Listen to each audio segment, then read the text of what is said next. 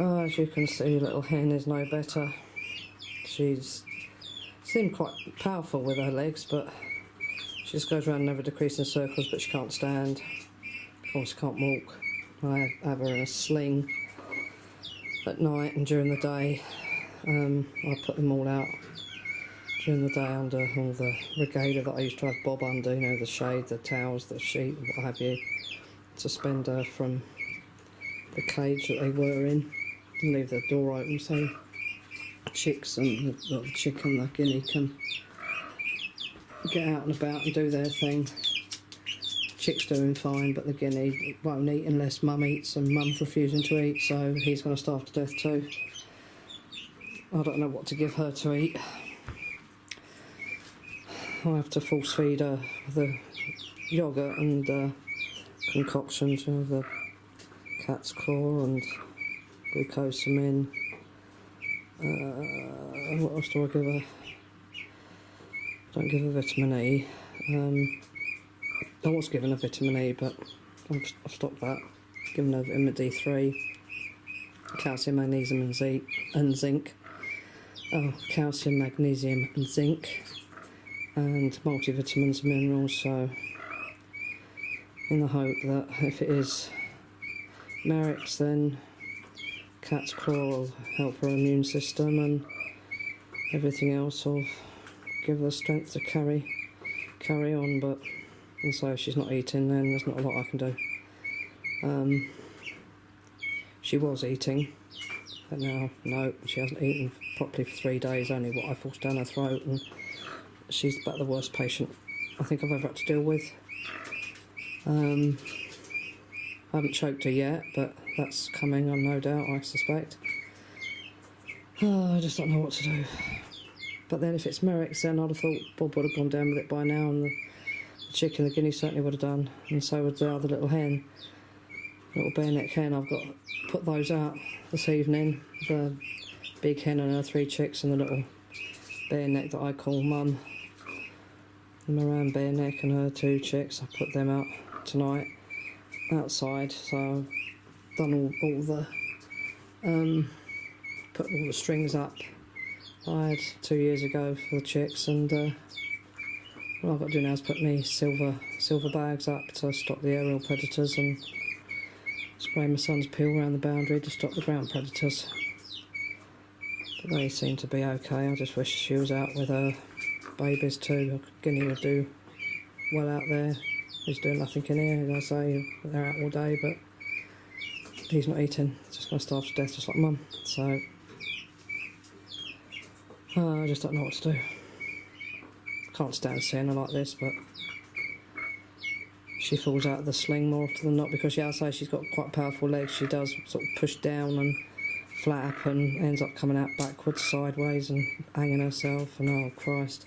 At night it's okay because she sleeps, so it's not a problem, but during the day I have to check her about every 3 minutes and straighten her up and sort her out. And it's so hot. It's 42, nearly 43 degrees today outside, 30 degrees in the kitchen with the fan going and everything's shut, so that really isn't doing me any favours. It's going to get hotter apparently at the weekend, so great. We're all going to die of heat exhaustion, and I'm sure it's not helping her at all. But there we are. We'll carry on until she decides enough's enough, or I do. Or she gets up and walks away. That'd be great if she did that. I don't quite know what's going on here, but this bloody little hen is digging up my plant thing, and Bob's joining in.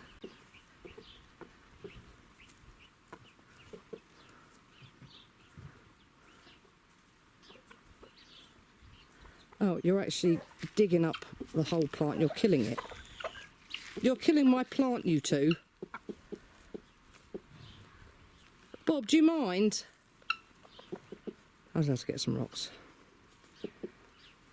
At least you've left the lemon trees alone.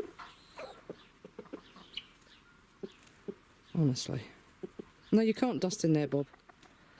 You're going to try though, aren't you?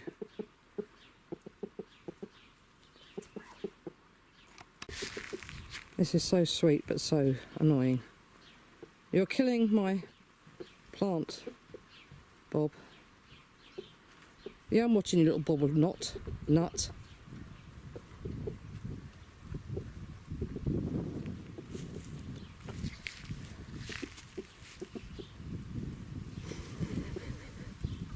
I shouldn't laugh, really. You're going to kill it. You are. And it's not a big enough hole for you to dust in, Bob, so I'm sorry, but it's not going to work.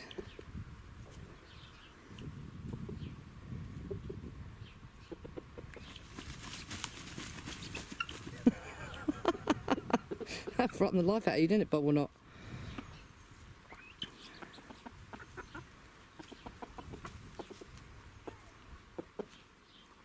Now she's going to try and dust in it. Oh my God. Poor plant. She's got in your face, Bob, and got in your space. What are you going to do about it, Bobsy?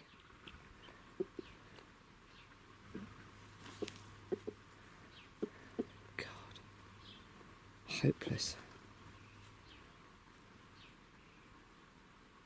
Oh well. I'll find myself some big rocks.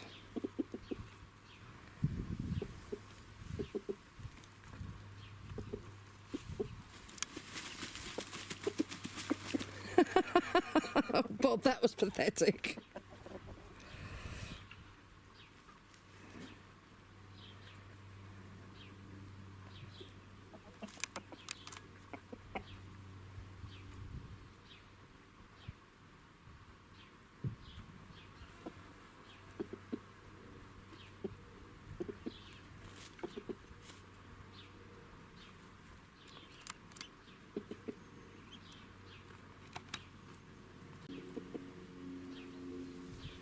He's going to have another go. So sweet. Do you like old Bob or not, eh?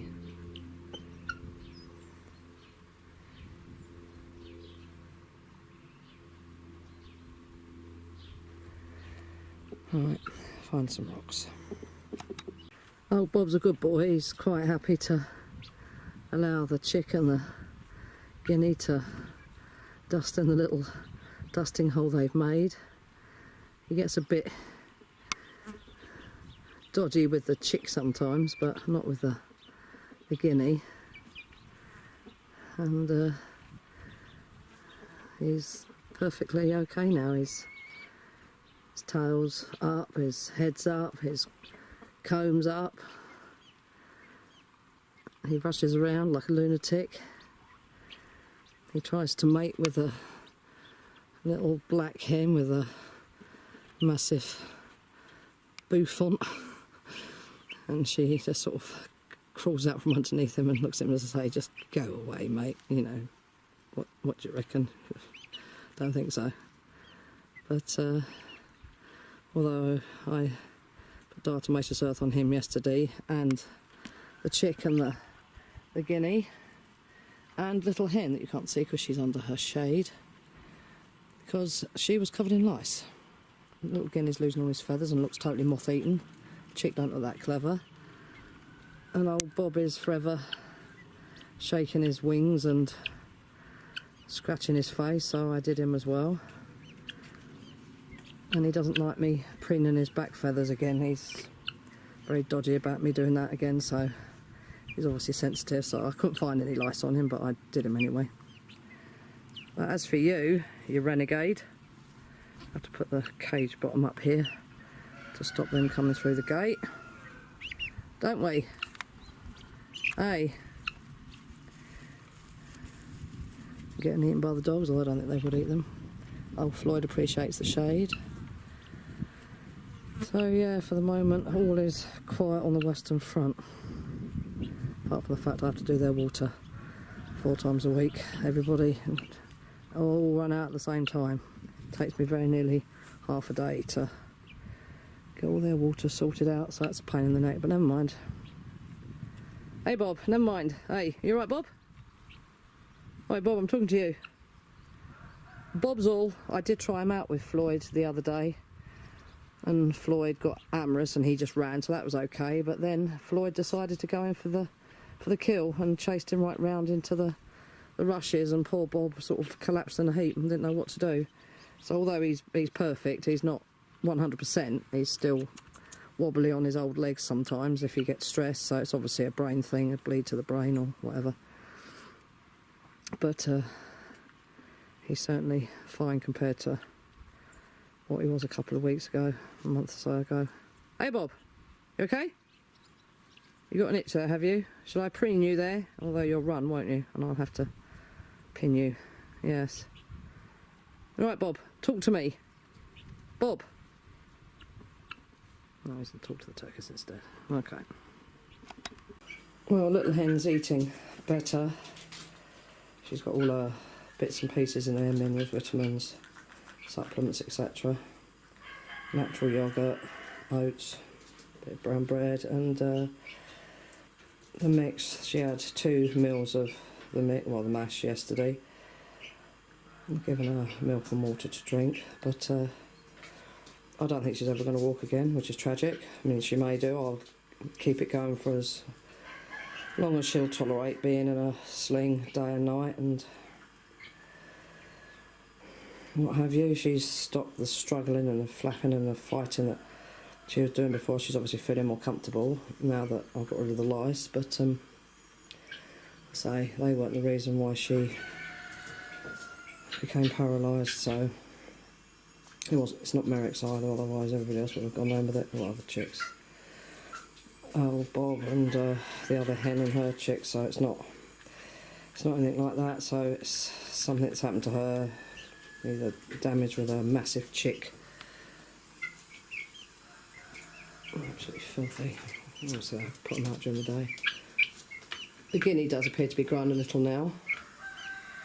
I'll give him special treatment too. Keep the chick out of the way and let that poor little thing eat. But the chick insists on sitting on her back, so, you know, it doesn't improve the situation for her at all. You're not going to eat that today, are you? Alright then. I'll give it to you later. There we are, so we'll keep going and just wait and see.